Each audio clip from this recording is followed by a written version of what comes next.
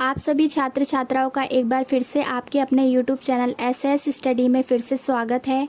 जैसा कि आप सभी जानते हैं कि 2 अक्टूबर को गांधी जयंती के रूप में संपूर्ण भारतवर्ष में मनाया जाता है।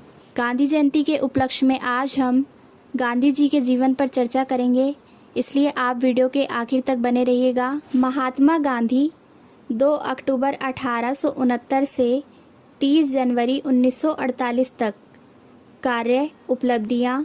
स्वतंत्रता आंदोलन में सबसे महत्वपूर्ण भूमिका निभाई। महात्मा गांधी के नाम से मशहूर मोहनदास करमचंद गांधी भारतीय स्वतंत्रता आंदोलन के एक प्रमुख राजनीतिक नेता थे। सत्याग्रह और अहिंसा के सिद्धांतों पर चलकर उन्होंने भारत को आज़ादी दिलाने में महत्वपूर्ण भूमिका निभाई। उनके इन सिद्धांतों ने पूरी दुनिया में लोगों को नागरिक अधिकारों एवं स्वतंत्रता आंदोलन के लिए प्रेरित किया। उन्हें भारत का राष्ट्रपिता भी कहा जाता है। सुभाष चंद्र बोस ने वर्ष 1944 में रंगून रेडियो से गांधी जी के नाम जारी प्रसारण में उन्हें राष्ट्रपिता कहकर संबोधित किया था। महात्मा गांधी समुच्च मानव जाति के लिए मिसाल हैं। उन्होंने हर परिस्थिति में अहिंसा और सत्य का पालन किया और लोगों से भी इनका पालन करने के लिए कहा। उन्होंने अपना जीवन सदाचार में गुजारा। वह सदैव परंपरागत भारतीय पोशाक धोती व सूत से बनी शॉल पहनते थे। सदैव शाकाहारी भोजन खाने वाले इस महापुरुष ने आत्मशुद्धि के लिए कई बार लंबे समय उपवास भी रखे। सन 1915 में भारत वापस आने से पहले गांधी ने एक प्रवासी वकील के रूप में दक्षिण अफ्रीका में भारतीय समुदाय के लोगों के नागरिक अधिकारों के लिए संघर्ष किया। भारत आकर उन्होंने समूचे देश का भ्रमण किया और किसानों, मजदूरों और श्रमिकों को भारी भूमि कर और भेदभाव के विरुद्ध संघर्ष करने के लिए एकजुट किया। सन 1921 में उन्होंने भारतीय राष्ट्रीय कांग्रेस की बागडोर संभाली और अपने कार्यों से देश के राजनीतिक, सामाजिक और आर्थिक परिदृश्य को प्रभावित किया।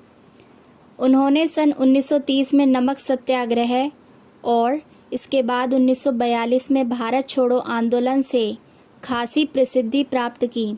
भारत के स्वतंत्रता संघर्ष के दौरान कई मौक़ों पर गांधी जी कई वर्षों तक उन्हें जेल में भी रहे। ठीक है। प्रारंभिक जीवन।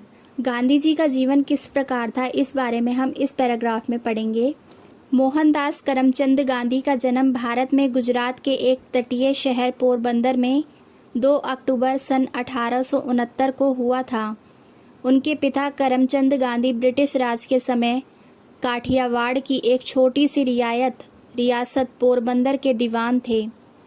मोहनदास की माता पुतलीबाई परिणामी वैश्य समुदाय से ताल्लुक़ रखती थीं और अत्यधिक धार्मिक प्रवृत्ति की थीं, जिसका प्रभाव युवा मोहनदास पर पड़ा और इन्हीं मूल्यों ने आगे चलकर उनके जीवन में महत्वपूर्ण भूमिका निभाई।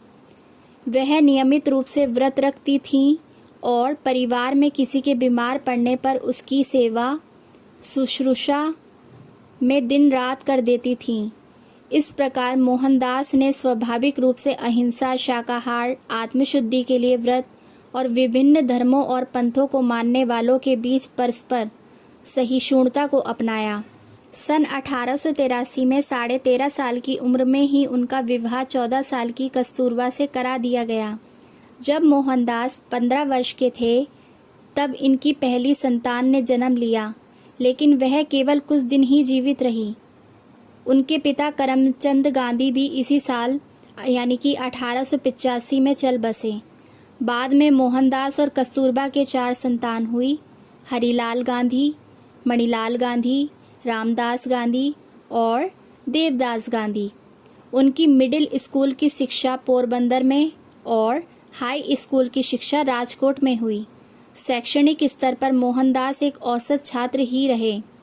सन 1887 में उन्होंने मैट्रिक की परीक्षा अहमदाबाद से उत्तीर्ण की। इसके बाद मोहनदास ने भावनगर के श्यामलदास कॉलेज में दाखिला लिया, पर खराब स्वास्थ्य और गृह वियोग के कारण वह अप्रसन्न ही रहे और कॉलेज छोड़कर पोरबंदर वापस चले गए। विदेश में शिक्षा और वकालत।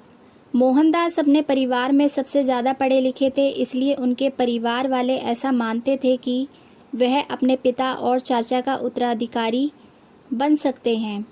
उनके एक पारिवारिक मित्र मावजी दवे ने ऐसी सलाह दी कि एक बार मोहनदास लंदन से बैरिस्टर बन जाए तो उनको आसानी से दीवान की पदवी मिल सकती है। उनकी माता पुतलीबाई और परिवार के अन्य सदस्यों ने उनके विदेश जाने के विचार का विरोध किया, पर मोहनदास के आश्वासन पर राज़ी हो गए। वर्ष 1888 में मोहनदास यूनिवर्सिटी कॉलेज लंदन में कानून की पढ़ाई करने और बैरिस्टर बनने के लिए इंग्लैंड चले गए।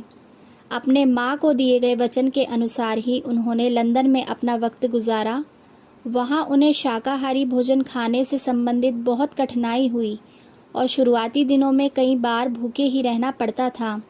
धीरे धीरे उन्होंने शाकाहारी भोजन वाले रेस्टोरेंट के बारे में पता लगा लिया। इसके बाद उन्होंने वेजिटेरियन सोसाइटी की सदस्यता भी ग्रहण कर ली। इस सोसाइटी के कुछ सदस्य थियोसॉफिकल सोसाइटी के सदस्य भी थे और उन्होंने मोहनदास को गीता पढ़ने का सुझाव दिया।